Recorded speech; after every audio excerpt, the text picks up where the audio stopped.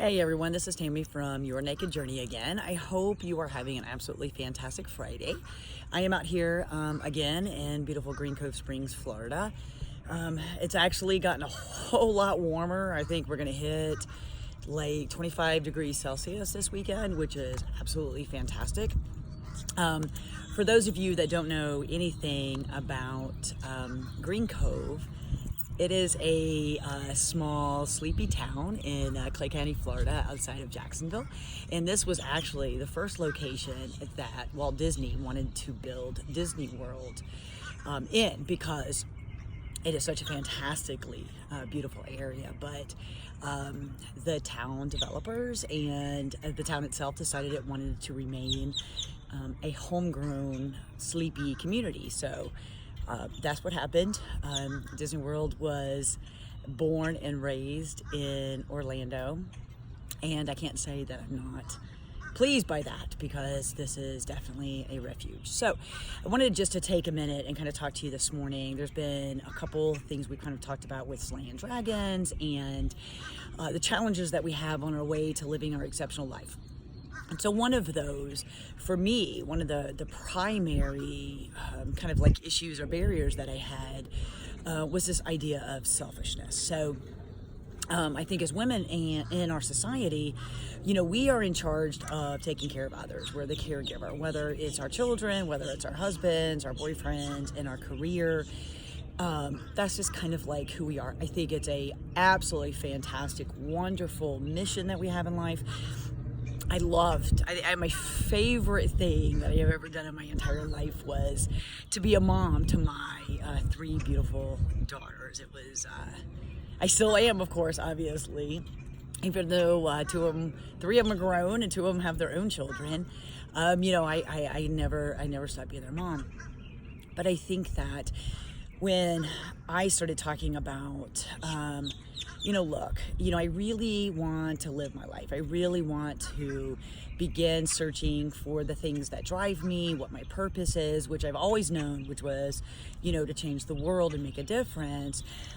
But I was missing that passion. So I didn't have fulfillment in my life, because you have to have the intersection between passion and purpose in order to find true fulfillment. So, you know, after I divorced and I kind of, you know, went out on my own and started doing my things, you know, this idea of I want to travel the world. I have lived in Jacksonville, Florida most of my life. I have lived in Florida my entire life.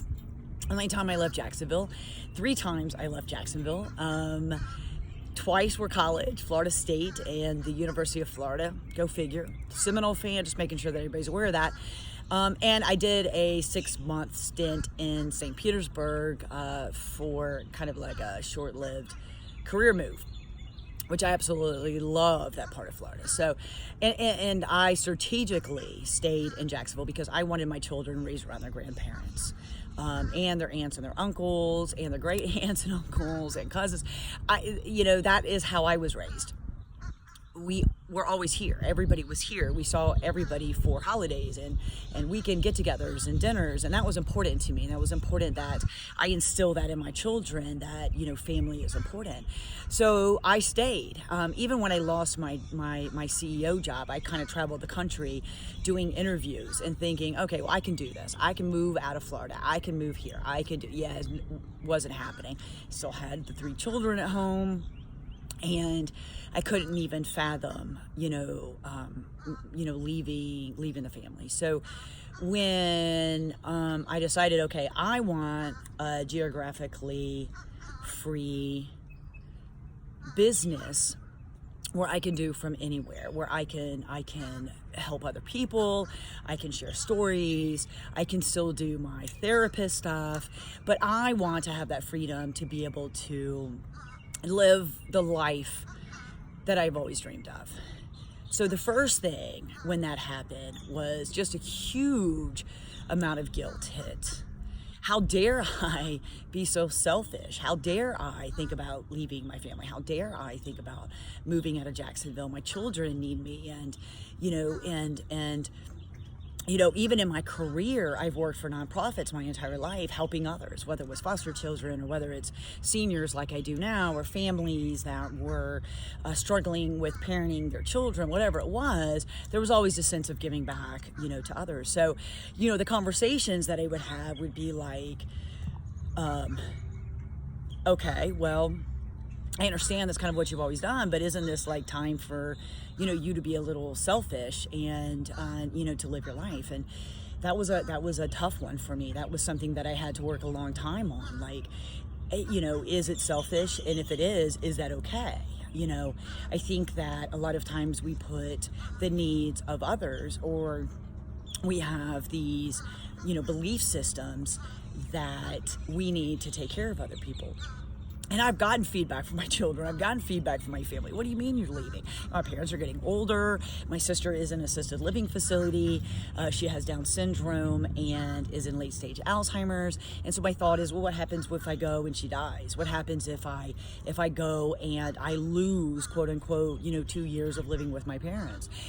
Those are real struggles for me. Those are real concerns for me. Like, can I live with myself if that happens? I don't do regrets. I think that that's just foolish and doesn't help us, but at what point do I stop living my life for other people?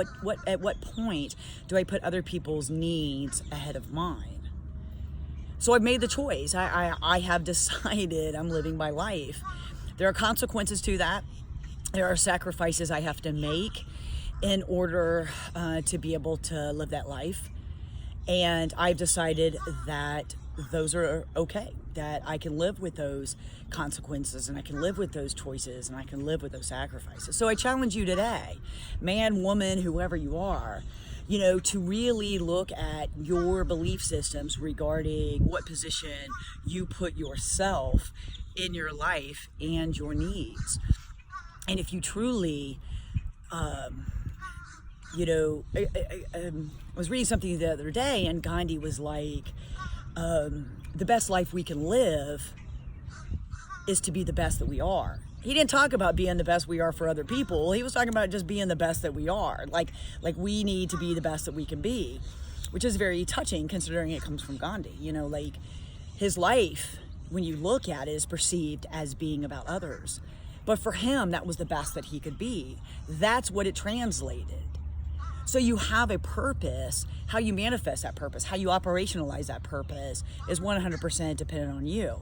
I can go to Greece, I can go travel the world, and I can still meet that purpose that I have in changing the world and in helping others through journaling it, through talking about the struggles that I go through as a woman, to talk to other women who are my age or in my life situation, or who have lived their life for other people and have decided that this is not fulfilling, that this is not meeting my needs.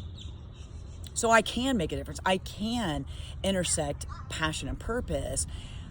I have to deal with my concepts of selfishness and how that impacts others. I think that's something that we all struggle with on some level. So hit me up on Instagram or on Facebook in my link, and I have a 4-part video series that talks exactly about that issue and how we can break through some of those barriers that stop us from being the badass that we are and living the life that we're meant to live. Talk to you later. Bye.